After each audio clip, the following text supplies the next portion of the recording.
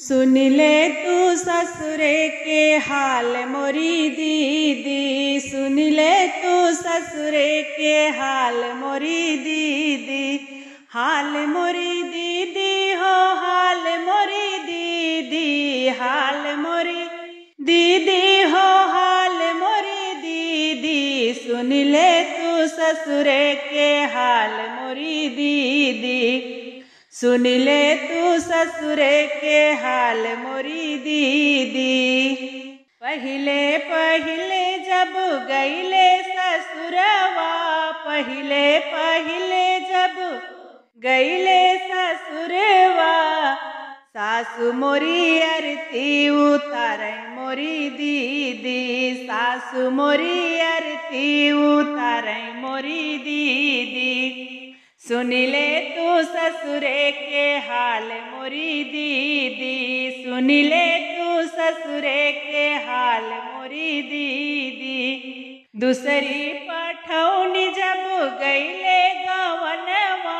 दूसरी पठौनी जब गईले गवनवा,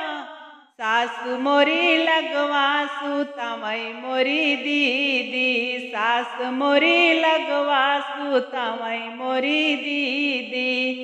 सुन ले तू ससुरे के हाल मोरी दीदी, सुन ले तू ससुरे के हाल मोरी दीदी। तीसरी पठौनी जब गईले गवनवा, तीसरी पठौनी जब गईले गवनवा,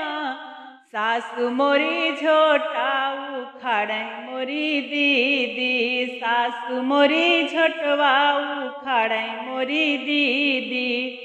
सुन ले तू ससुरे के हाल मोरी दीदी, सुन ले तू ससुरे के हाल मोरी दीदी।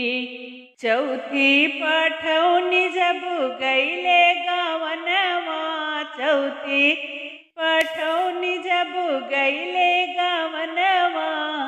पिया मोरे घर से निकारे मोरी दीदी, पियवा मोरा घर से निकारे मोरी दीदी, सुन ले तू ससुरे के हाल मोरी दीदी, सुन ले तू ससुरे के हाल मोरी दीदी, हाल मोरी दीदी हो हाल मोरी दीदी, हाल मोरी दीदी हो हाल मोरी दीदी,